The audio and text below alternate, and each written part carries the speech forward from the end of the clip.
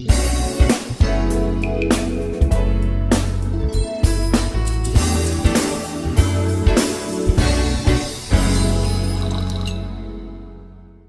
quero pensar nessa pergunta, por quê? Porque a questão que nós precisamos partir é o que Deus realmente espera das mulheres deste século. Então, eu quero tentar entender o que Deus espera, não eu, o homem, Cornélio, né? Ou você, a mulher que está aí, né? A Silvana, minha esposa, não, o que Deus. E sabe que, eu vou dizer para você que, pensando nessa pergunta, eu fico pensando, o que Deus espera da mulher deste século? O que Deus espera da mulher deste século é o que Ele espera da mulher desde que Ele criou a mulher, ou Ele espera do homem a mesma coisa, desde que Ele criou o homem. O século vai passando, não muda o projeto de Deus. No primeiro século Deus tinha um projeto assim, no segundo século Deus mudou o projeto dele. Não, é o mesmo projeto. Talvez algumas ações mudem devido às circunstâncias da história, mas as ferramentas mudam, né, devido a tudo isso que nós temos vivido, tecnologias vão se alterando, mas o projeto é o mesmo. Então, para entender um pouquinho disso, eu vou voltar lá para o início de tudo. E em Gênesis, capítulo 2, versículo 18, eu vou tentar ser muito resumido no que eu vou aqui falar, porque o nosso tempo realmente é curto, mas eu queria só que você me acompanhasse nesse raciocínio. Então, se a gente volta lá no início, quando Deus fez homem, mulher, tal, em Gênesis 2:18, Deus diz assim, ó: então o Senhor declarou, preste atenção, não é bom que esteja só, quem? O homem, né? Não é bom que o homem esteja só. Farei para ele alguém que o auxilie e lhe corresponda. Essa é a NVI. Tá? Outras traduções, né? Farei para ele um auxiliador e tal. Bom, então vamos voltar. Esse era o projeto de Deus. Agora eu quero, antes disso, pensar com você uma coisa, porque a gente quase não pensa nisso. Nós somos induzidos a ler esse texto já a partir da nossa cultura patriarcal. Tá? Quero que você tente acompanhar o que eu quero dizer. Então nós lemos esse texto a partir de uma cultura machista, vamos dizer assim, formada por homem. Não machista no sentido, tá? Mas uma cultura formada por homem. Por quê? Quando essa revelação veio, ela veio para quem? Para quem que escreveu Gênesis? Moisés. Moisés escreveu Gênesis quanto tempo depois da criação? Mais de 2000 anos já tinham se passado.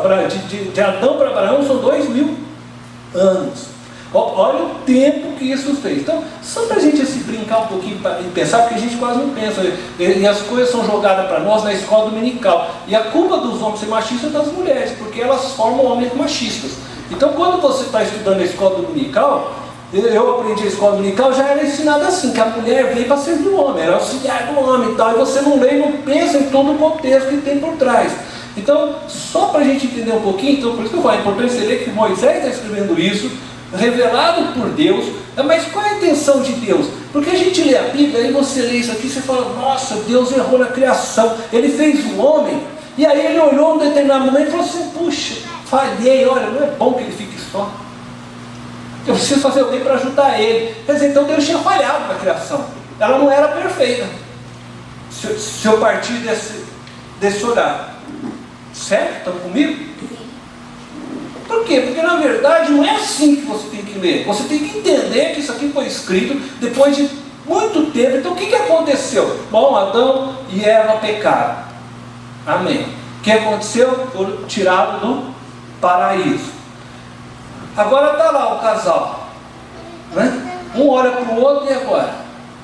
Bom, Deus disse que a gente tem que plantar, nós vamos ter que suar agora para comer. Antes estava fácil, né? Você ia lá comer, agora não, vamos ter que plantar. E aí eu fico tentando imaginar, saem os dois ali e talvez vão começar a trabalhar, tentando, sei lá, de que forma, porque no início eu imagino que eles tiveram que ir aprendendo, né, a coisa. E aí daqui a pouco eu vi que a Eva, ela era mais frágil. Ele falou, não, Adão, né, imagino eu, que deve ter dito para ela, não, deixa que eu faça isso aqui, que você não está dando conta, né? O homem já tem um porte que Deus fez, não é isso? Mais forte e tal. Mas daqui a pouco o Adão acho que nem entendia nada, daqui a pouco a mulher estava crescendo a barriga lá. Porque naquela época ele não tinha ultrassom, ele não tinha nenhum médico para ensinar. Você já imaginou isso tudo? E aí o cara falou assim, não, mas o que está acontecendo com você? Não sei. Aí de repente, pá, nasce uma criança, né? Eles estão descobrindo o mundo. Isso que eu quero que você entenda. Nessas descobertas, eles também estão percebendo a diferença. E aí o que acontece? Fala, poxa, não, mas agora tem que cuidar desse menino. Como é que nós vamos dar? Nós vamos dar o nome desse menino aqui, Abel, aí vem o outro, é Caim. E aí ele começa a pensar assim, poxa, mas não dá para você ficar trabalhando comigo, não, fica em casa. Fica em casa, cuida desses meninos. Eu vou lá, eu vou arar, eu vou plantar, eu vou colher. Bom, enfim, vai se construindo uma sociedade aos poucos patriarcal. Quando você chega lá em Abraão, a mulher já tinha acostumado, essa é a vida sua. Você vai produzir um monte de bebezinho. Foi acontecendo. E o que eu quero dizer para você é que a sociedade está construindo. E que quando Deus vem e traz essa palavra para Moisés, eu não fico vendo essa palavra como uma palavra de opressão à mulher, mas de libertação à mulher. Deus está querendo dizer para aquela sociedade, olha, eu fiz a mulher porque não era bom vocês viverem só. Eu fiz para que ela auxilie vocês, para que ela caminhe com vocês, para que ela possa ajudar vocês. Vocês estão querendo hoje serem homens sozinhos. Jogar a mulher lá numa tenda e ela tem que procriar. Assim era a mulher. E se ela não procriasse, naquele tempo ela era vista como maldita. Nossa, essa mulher não faz o que tem que fazer, quer ficar gorda e dar neném. Então ela era vista maldita. Por quê? Porque essa sociedade ainda não tinha muitos parâmetros. A coisa está ainda sendo moldada. E Deus interrompe, e Deus mostra Moisés e fala, não. Porque se imagina, quando Deus estava criando todas as coisas, Deus sabia o que ele estava fazendo. Deus é perfeito. Lá no início ele já sabia que ele ia fazer homem, mulher. Por quê? Você já viu um poeta que vai escrever, ele começa primeiro o quê? Ele vai imaginando, aí ele vai escrevendo, assim. Um escultor, ele não chega lá numa pedra e vai, nossa, saiu um homem aqui, que legal. Não, primeiro ele imagina tudo aquilo, depois ele vai lá naquela pedra e começa a esculpir. Deus na criação ele imaginou tudo, o homem, a mulher, depois ele vem e faz. Não é que a mulher saiu depois porque Deus errou no homem, não. E o que ele está escrevendo para essa sociedade é isso, querendo mostrar para essa sociedade que já estava se tornando uma sociedade patriarcal machista, que ele tinha colocado a mulher para andar junto, para ser auxiliadora. E agora, gente, tem um negócio aqui que é lindo demais. Porque quando Deus diz assim, façamos o homem à nossa imagem e semelhança, o que Deus estava dizendo? Ele estava se referindo ao homem masculino? Não. Aqui ele está falando da humanidade, o ser humano. Façamos o ser humano a nossa imagem e semelhança. Ele estava imaginando, porque Deus vive numa linda comunhão plena entre Pai, Filho e Espírito Santo, a Trindade. Descrever a Trindade é algo muito difícil, é formidável, é lindo.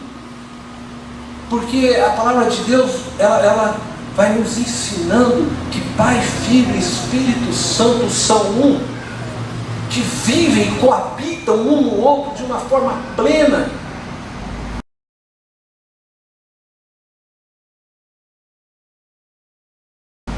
Que quando um age, os outros agem junto. Por isso Jesus diz, as obras do meu Pai são as minhas obras. Quem vê a mim, vê o Pai. E é por isso que quando nós lemos, uma hora você vê escrito Espírito de Cristo, outra hora está o Espírito de Deus, outra hora é o Espírito Santo, e você fica todo confuso. Por quê? Porque eles vivem, coabitam numa unidade plena e perfeita. E Deus então decide fazer homem e mulher para viver numa unidade perfeita. Façamos o homem a nossa imagem e semelhança, para que eles sejam como nós, para que eles vivam de uma unidade perfeita, para que eles se completem, para que eles sejam, olha, não sei, harmoniosos como somos. Entende? E aí Deus está dizendo, façamos o homem. E aí ele diz que a mulher seja auxiliadora. A palavra auxiliadora é a palavra no grego paracleto. Paracleto é a palavra dada ao Espírito Santo. Você consegue imaginar isso? Pai, Filho e Espírito Santo, que vivem numa unidade perfeita, que coabitam e existem um no outro. E isso é tão pleno, essa harmonia, que até nós, para orarmos, nos bagunçamos. Eu confesso, às vezes estou conversando, eu estou falando com Jesus, aí eu vou falar em nome de Jesus. Não, mas peraí, Jesus, eu estou falando com o Senhor, eu vou falar em nome de Jesus. Não, mas que negócio, né? Porque você falou com o Espírito Santo, você está falando com o Pai e com o Filho. Se você falar com Jesus, você está falando com o Pai e com o Espírito Santo também. Se você conversar com o Pai, você está falando com Jesus. Eles coabitam, eles existem um no outro. É perfeito essa harmonia. É plena. Jesus disse, eu e o Pai somos um. E é isso que existe nessa relação homem e mulher. Esse é o projeto e o plano de Deus. E quando coloca a mulher de auxiliadora, ela vai fazer ou exercer o mesmo papel que o Espírito de Deus exerce nessa relação entre pai e filho. Não é pouca coisa não.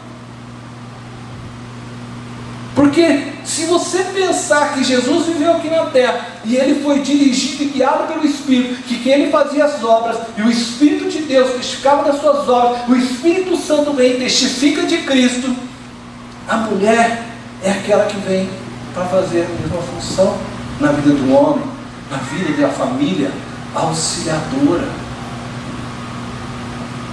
E isso não diminui, o Espírito de Deus não é menor que o Pai. O Espírito Santo não é menor que Jesus. Eles coabitam e existem um no outro, da mesma substância. Então a mulher não é menor que o homem, porque é auxiliadora. Então, assim, na verdade eu quero dizer que nós sempre lemos através de um olhar patriarcal. E que Deus, quando vem e entra nessa história e fala para Moisés, depois já de 2000 e tantos anos, diz Moisés, eu fiz a mulher para que vocês não vivessem o homem sozinho, para que vocês tivessem alguém que tivesse o mesmo nível que vocês, para auxiliar vocês, para ajudar vocês. E eu quero dizer uma coisa para você, mulher, aqui. Mulher, você é a alma da família. Você é a alma que faz com que os homens se tornem homens. Um homem sem uma mulher não é homem. No sentido, se vocês me entenderam o que eu quero dizer, porque, você sabe, eu vou contar uma história aqui. Eu não sei exatamente, mas diz que isso aconteceu quando o Bill Clinton era presidente dos Estados Unidos.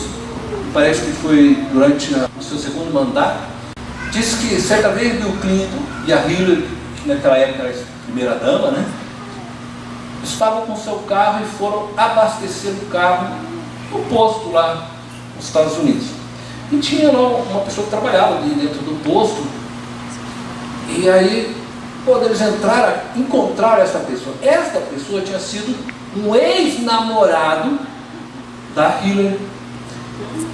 E aí abasteceram na saída. O Bill, né, com todo respeito, Bill Clinton, ele disse para ela: ó, tá vendo? Se você tivesse ficado com ele, diz que ela virou, olhou para ele e falou assim: se eu tivesse ficado com ele, ele era o presidente dos Estados Unidos hoje. Você eu já não sei. E a verdade, eu quero dizer para você, é isso. E o que você fala, mas tem base bíblica? Isso tem. Em Provérbios diz: a mulher sábia edifica a sua casa, mas com as próprias mãos a insensata derruba a sua. A mulher é aquela que faz o homem, por isso eu disse ser um homem, isto é, é a mulher que consegue impulsionar o homem a realizar grandes coisas. Porque quem influencia dentro da casa é a mulher, não é o homem. Quem tem o poder de influência maior sobre o outro é a mulher e não é o homem. Por isso eu quero dizer, mulher, você é a alma da família. Preste atenção nisso. Por que Sansão caiu? Porque ele deu ouvido a uma mulher. Quem influenciou quem na história de Abraão e Sara? Sara. E aí pega os personagens bíblicos, dê uma olhadinha, leia, que você vai perceber quem que normalmente influencia é a mulher. E é por isso que já diz um ditado muito antigo: por trás de todo grande homem tem uma grande mulher.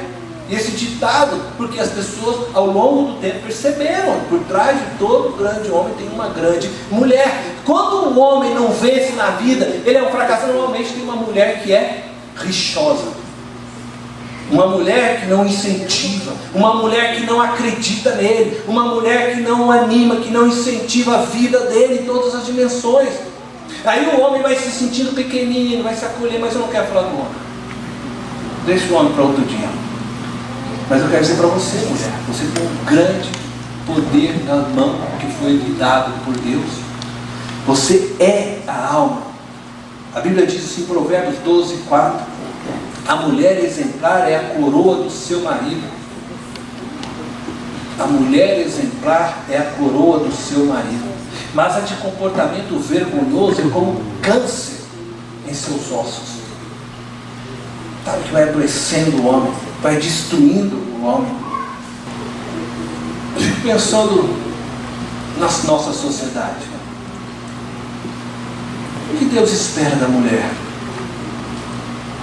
Que ela seja como o Espírito Santo é em nós, uma auxiliadora, que levante o homem, que construa seu lar, e não importa se trabalha fora ou se não trabalha, mas que ela exerça aquilo que Deus espera dela. Talvez, imagino eu, trabalhando fora se torne mais difícil, porque o seu tempo se torna menor. E outro dia eu conversava com alguém e ela disse: preciso dar muito mais qualidade, porque o tempo é menor.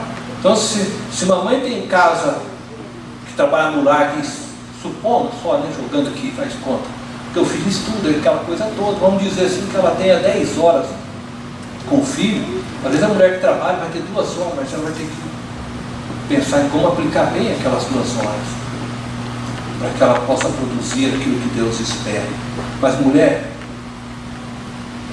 vocês são bênção de Deus, e que quando Deus colocou como auxiliadora, Ele não fez menor, Ele fez igual. Quando Deus falou que é auxiliadora, Ele comparou com o Espírito Santo, na ação da Trindade. E o Espírito não é menor.